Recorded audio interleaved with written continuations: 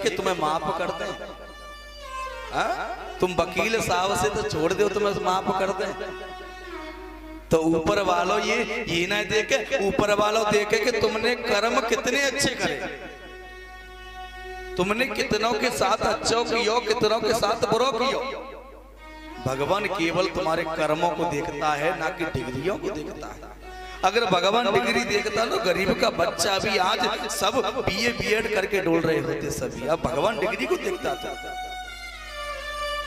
चाहे कितने भी पढ़ लो, अब ये बताइए जो बीए एमए तक की पुस्तक के अंदर मीरा का नाम दिया जाता है, हिंदी साहित्य के अंदर मीरा के पदों को गाया जाता है बीए एमए वाली पुस्तकों में। मीरा ने कभी स्कूल तक नहीं देखे थे, कभी मीरा ने कभी विद्यालयों में पीएचडी नहीं करी थी। आज उसी की किताबों को हम पढ़ रहे हैं। क्यों? क्योंकि उनके अंदर भगवान की भक्ति थी, भगवान का यश था, परमात्मा की कृपा थी उनके ऊपर। और जहां परमात्मा की कृपा हो जाती है ना, तो साहब हमारा नाम भी पुस्तक किताबों छप जाता है। डिग्री मायना नहीं रखती। डिग्री केवल तुम्हें धरती पर सम्मान दिला सकती है, लेकिन वहां सम्मान नहीं दिला सकती। भगवान के घर तो केवल राम को नाम ही काम आएगा, बाकी कछुआ भी बारो ना है। अब इसका उदाहरण सुनिए कैसे। एक बालक था छोटा सा, 5वीं क्लास में पढ़ने के लिए जाता था। बालक 5वीं क्लास में पढ़ने के लिए जाया था, लेकिन क्या करते, वो बालक था, रोजाना जो दादी थी उसकी दादी रोजाना उसे कहानी सुनाया करती थी। और आजकल की दादी कोई बच्चन को संस्कार ना दे, और बहू कम ना है।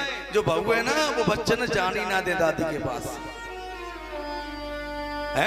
दादी के पास मत जाना, हमारी लड़ाई हो गई है। समझाती है बड़े बात से। आजकल की बहू है, दादा से मत बोलना बिल्कुल भी। पहली देखे ध्यान रखना, कोई भी दादी हो दादा हो, कभी बेटों को अपने नातियों को गलत शिक्षा नहीं देगा कभी। आज वो बालक है ना, वो बालक रोजाना दादी के पास जाता है, और दादी रोजाना उसे कहानी सुनाती है। और आज दादी कहने लगी, बेटा आज मैं तुझे स्वर्ग की कहानी सुनाऊंगी, बैकुंठ की कहानी सुनाऊंगी आज, कि बैकुंठ क्या होता है। आज दादी बालक को बैकुंठ की बातें बताने लगी, स्वर्ग इतना सुंदर होता है। अब बालक के मन में स्वर्ग देखने की लालसा मन में आ गई। अब तो बालक रोने लगो, दादी मुझे स्वर्ग देखना है, अब मुझे स्वर्ग देखना है। दादी कह रही, बेटा स्वर्ग ऐसे ना देखे, मरने के बाद ही स्वर्ग दिखता है, बाद से पहले ना दिखे। अब बालक हट करने लगा कि मुझे स्वर्ग देखना है। आज बालक रोता रोता बेचारा सो गया। आज जब बालक सो गया, आज रात्रि में ही स्वप्न में उनको एक देवता आए, उनके स्वप्न में बालक के में। आज जब देवता आए, देवता कहने लगे, अरे तुम क्यों रो रहे हो, क्या बात है?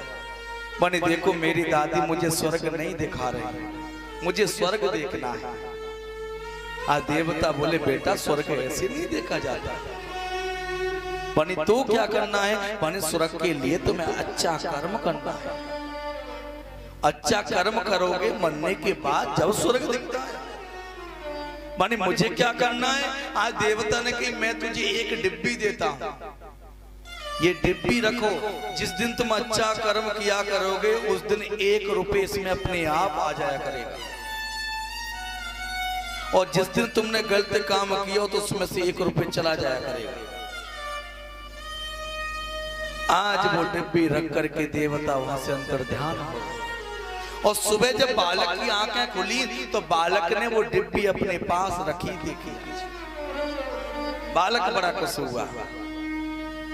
और देवता ने कह दिया था कि ये डिब्बी जिस दिन पैसों से भर जाएगी, उस दिन तुम्हें स्वर्ग दिखेगा। अब जैसे ही जब रोजाना बालक जब पढ़ने जाता तो उसकी दादी रोजाना उसे 2 रुपए देती थी। बच्चों का जो कमीशन होता है, पढ़ने जब जाएंगे पहले पापा पैसा चाहिए, तो दादी भी उसको 2 रुपए रोजाना दिया करती थी। आज 2 रुपए दादी ने दिए, आज बालक जावे लगो तो रास्ते में देखा कि एक भिखारी बैठा हुआ है। भिखारी बैठा हुआ है, उधर से उसके टीचर आ रहे थे, अध्यापक आ रहे थे बालक। अब बालक सोचने लगो देखो अध्यापक आ रहे हैं तो मुझे भिखारी को कुछ न कुछ देना चाहिए, क्योंकि टीचर अध्यापक मुझसे ये कहेंगे कि कितना अच्छा बालक है और मुझे पुण्य भी मिलेगा। तो उसने टीचर के आगे अपना सम्मान पाने के लिए उस भिखारी को 2 रुपए दे दिए। आज टीचर ने देखा, टीचर ने हाथ उसके सिर पर रखा, अरे तुम बहुत अच्छे हो, अच्छा संस्कार तुम्हें मिला है। आज बालक स्कूल चला गया, पढ़ने के बाद लौट के आए, बड़ा खुश था कि 2 रुपए मेरी डिब्बी में आ गए होंगे, क्योंकि मैंने आज भिखारी को दान दिया। जब जैसे घर पहुंचा, घर पहुंच के देखा तो उसकी डिब्बी में 1 भी रुपए नहीं आया। अब तो रोने लगा कि मैंने पुण्य किया लेकिन इसमें पैसा क्यों नहीं आया। आज बालक शाम को रोते रोते फिर सो गया। जब सोया है रात्रि में वही देवता फिर आए। वो कहने लगे, अरे आप कह रहे थे पुण्य करने से इसमें पैसा आएगा, लेकिन इसमें तो पैसा नहीं आया और मैंने भिखारी को पैसा दिया। देवता कहने लगे, बेटा जो तूने जो पैसा दिया था वो धरती पे सम्मान पाने के लिए दिया था, अपने टीचर की नजरों में ऊंचा होने के लिए पैसा दिया था, ना कि तुमने पुण्य किया था। वो सम्मान तुम्हें मिलना था, वो सम्मान तुम्हें धरती पर मिल गए।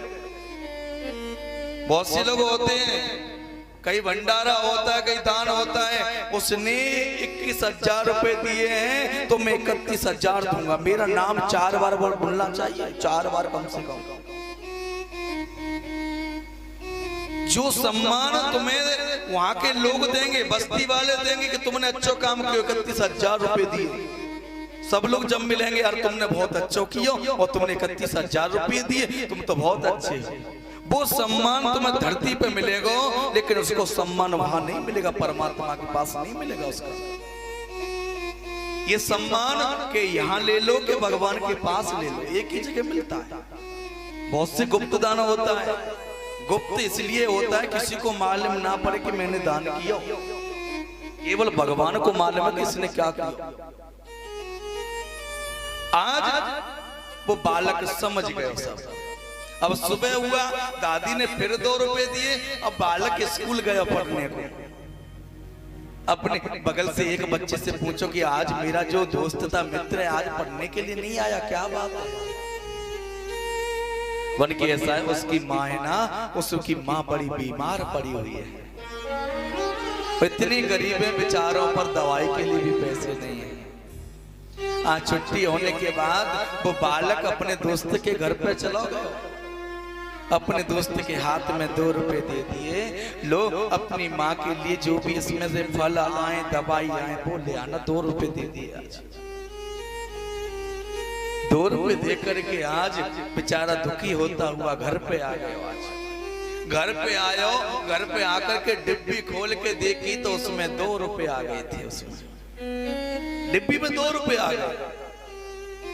आज समझ गया कि दूसरों की मदद करने से पुण्य मिलता है। दूसरे के संकट में आप साथ दोगे तो पुण्य मिलता है। अब वो बालक समझ गया कि पाप पुण्य क्या होता है। अब तो धीरे धीरे करके उस बालक ने पुण्य के पैसों से पूरी डिब्बी भर लिया। जब पूरी डिब्बी भर गई, आज खुश होकर के बगीचे में टहल रहा है, घूम रहा है कि अब मैं स्वर्ग देखूंगा, अब मैं स्वर्ग देखूंगा, अब मैं स्वर्ग देखूंगा। खुश हो रहा है बड़ा। डिब्बी हाथ में लगी हुई है। आज उधर से एक संत महात्मा चले आ रहे रोते हुए। बालक ने देखो, बाबा तुम क्यों रो रहे हो, क्या बात है? बन की बेटा, जो तेरे हाथ में जो डिब्बी है ना, ऐसी डिब्बी मेरे पास आती है, पर लाला मेरी डिब्बी खोई गई कहीं पे, मेरी डिब्बी किसी ने चुरा ली है और अब मैं मरने वाला हूं, अब मैं स्वर्ग नहीं जा पाऊंगा। आज वो संत रोने लगे।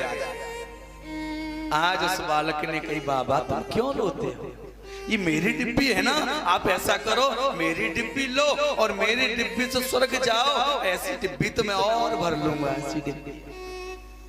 उसी समय भगवान प्रकट हो गए संत में से, बोली बाके बिहारी लाल की।